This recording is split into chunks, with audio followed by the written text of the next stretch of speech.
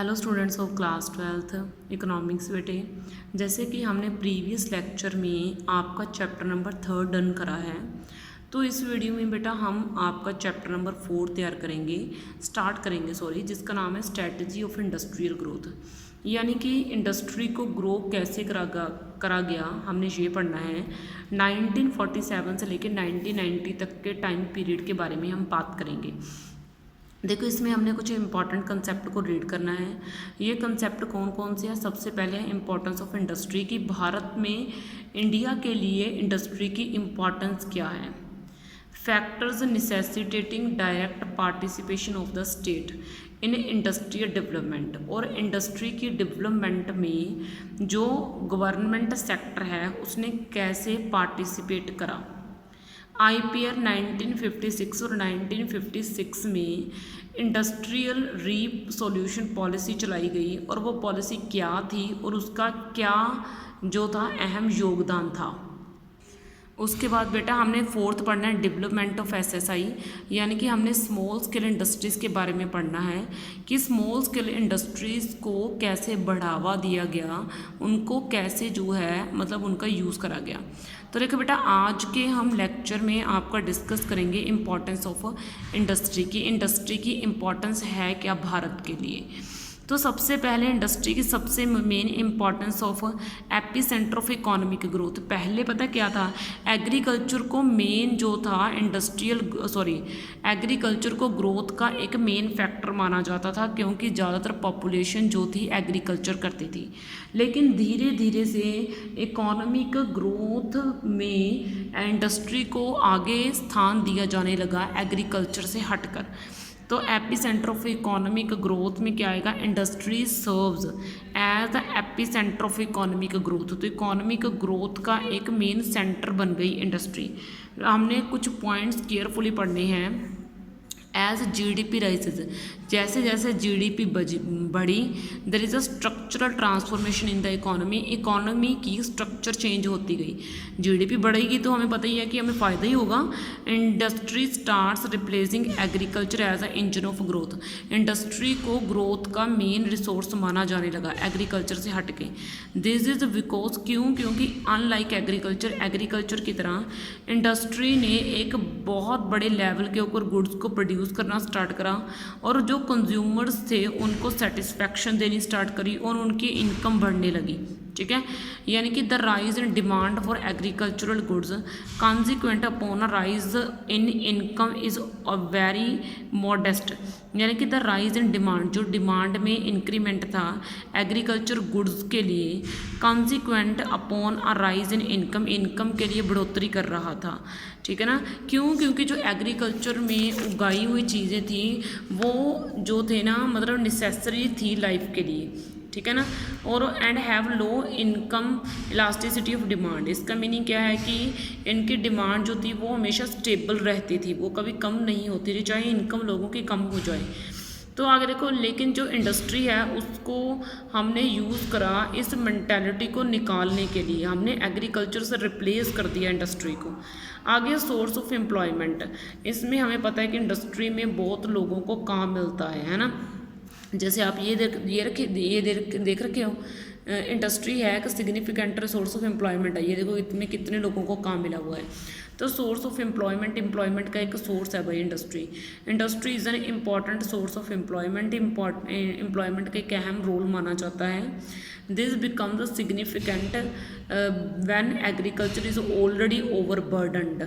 यानी कि this becomes significant, ये और भी अच्छा हो जाता है जब एग्रीकल्चर ओवरबर्डनड हो जाता है, एग्रीकल्चर का बहुत ज़्यादा बढ़ जाता है। And the labour force is rising rapidly, और जो लेबर फोर्स है वो तेज़ी से बढ़ने लगती है। In fact with the rise in agricultural productivity farming sector has released a large supply of labour force.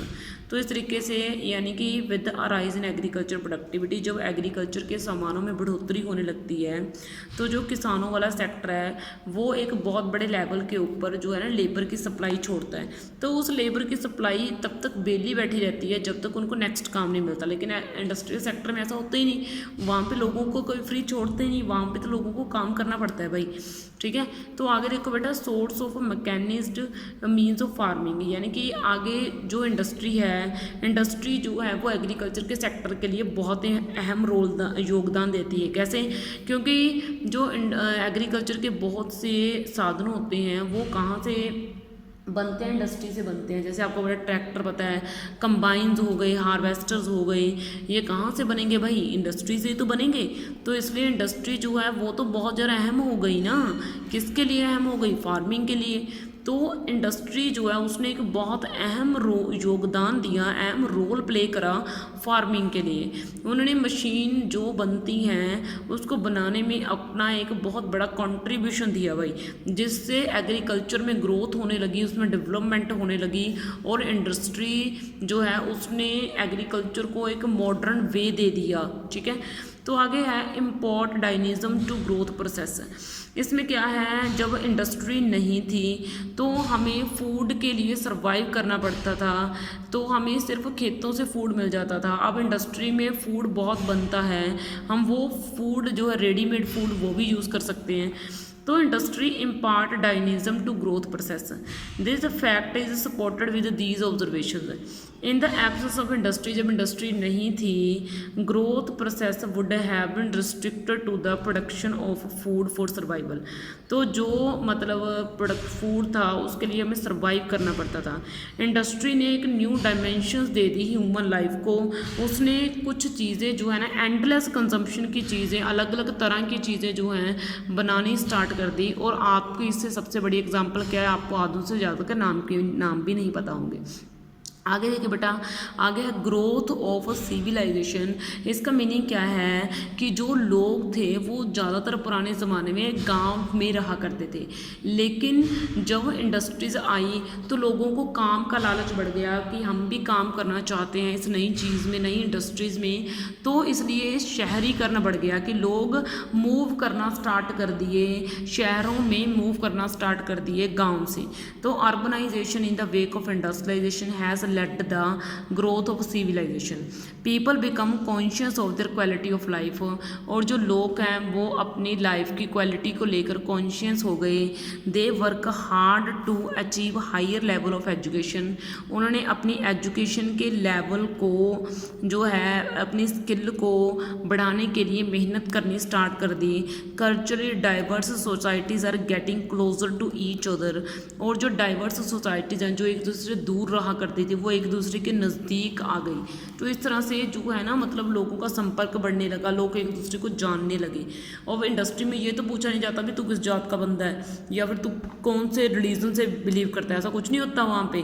ठीक है, तो वहाँ पे तो सभी लोगों को काम दिया जाता है, बस वहाँ पे तो गुणों की कदर पड़ती है। जिस बंदे को काम आता है उसको इंडस्ट्री के ऊपर रख लिया जाता है, कहीं उसका कास्ट सर्टिफिकेट या उसका जन्म पत्र नहीं देखा जाता कि वो कहाँ का है।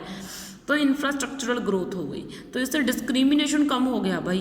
तो आगे इंफ्रास्ट्रक्चर ग्रोथ होने का मीनिंग क्या है, कम्युनिकेशन के साधन जो थे, कम्युनिकेशन के रिसोर्सेज वो डेवलप हुए। इवन कि जो बैंकिंग सिस्टम था वो होंद में आया, इंश्योरेंस सर्विसेज, पावर सर्विसेज, ये सभी चीज़ें होंद में आई।